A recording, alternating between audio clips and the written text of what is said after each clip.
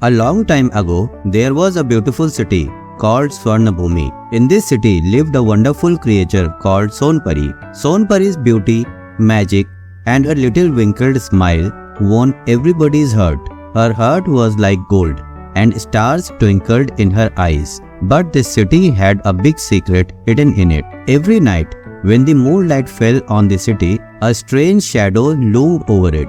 This shadow was none other than Yamdanava. Yamdanava was a dangerous demon who roamed around Sonpari's city every night and tried to destroy it. He was a cursed demon who could not be defeated by any magic. His red eyes and monstrous teeth made him even more terrifying. Sonpari protected Swarnabhumi with her magical powers every night, but she did not know that Yamdanava had a secret that could weaken her magic too. Sonpari said to his friends, "We have to find a way to fight this demon. If we cannot do this, our city will be in danger forever."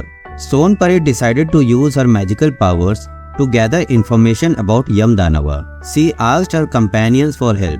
Her closest companion was Chandolo, a tiny magical rabbit who could see everything even in the dark of night. Chandolo said to Sonpari, "We have to go deep into the forest to know more about Yamdanava. There is an ancient tree who knows the secret of Yamdanava's birth." Sonpari and Chandolo started their journey. Dense forest and dark paths were waiting for them. Sonpari lit the path with her magical wand, and both of them stepped towards the ancient tree. On the way, they saw many strange animals and dangerous creatures, but Sonpari's power and Chandolo's wisdom kept them safe. Finally, they reached the ancient tree. The branches of the tree were very old. Its leaves were not green but golden. As Sonpari used her magical powers to speak with the tree said in deep voice, "I know why you have came here, Sonpari. It is not so easy to know the secrets of Yamdanav. You will have to make many sacrifices to defeat him." The ancient tree told Sonpari, Yamdanava was once a handsome and powerful king named Yamraj. He was a kind-hearted and just ruler. But one day, his thirst drove him towards destruction. He performed a severe penance in search of immortality and asked the gods for a boon, but his wishes remained unfulfilled. In anger, he surrendered his soul to darkness and became Yamdanava. The tree said, "No ordinary power can defeat him now. Only a divine power can remove his curse. But remember, Sonpari, to defeat Yamdanava, you will have to make yourself more powerful than the forces, and for this you will have to sacrifice your dearest one." Sonpari thought, "Is this possible? Will I be able to protect my beloved city?" Thousands of questions arose in her mind, but one thing was clear in her heart.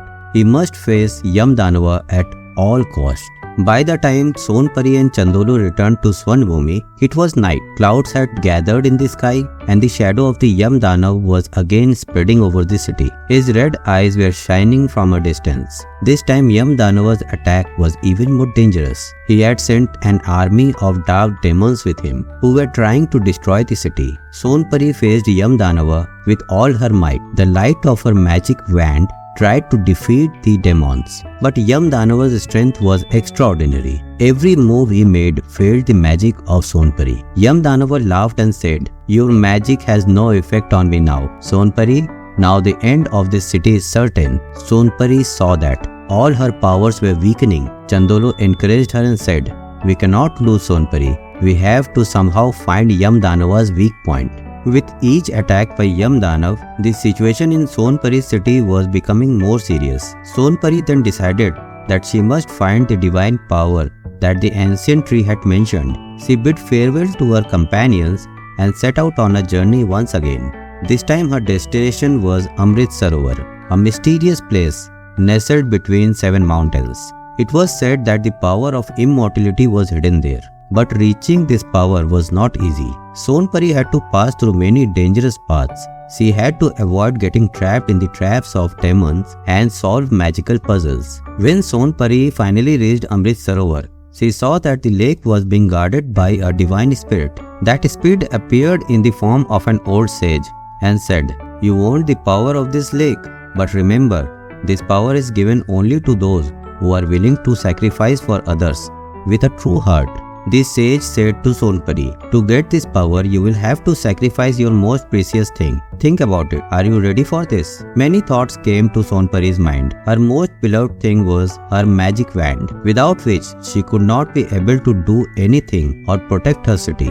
But to protect the city and her loved ones, Sonpari decided to sacrifice her wand. She said to the sage, "I am ready to sacrifice my wand if it can save my city." The sage accepted his test and said, "This stick symbolizes your strength, but the real strength lies within you. If you fight with a true heart, your powers will never weaken." Sonpari gained the powers of Amrit Sarovar and returned to Swarnabhumi. There she saw that Yamdanava had completely captured the city. His army was creating havoc everywhere. The people of city were scared without Sonpari, but as soon as Sonpari reached there, everyone's hope were raised. Sonpari awakened the divine power within her and stood in front of Yamdanav. Yamdanav laughed and said, "You have returned, Sonpari, but your defeat is certain." Sonpari used her powers and attacked Yamdanav fiercely. Her divine power was so strong that Yamdanava's red eyes started fluttering with fear. A fierce battle started between the two. Yamdanava's power gradually started weakening. His army started running away, and the people of the city were happy to see his defeat.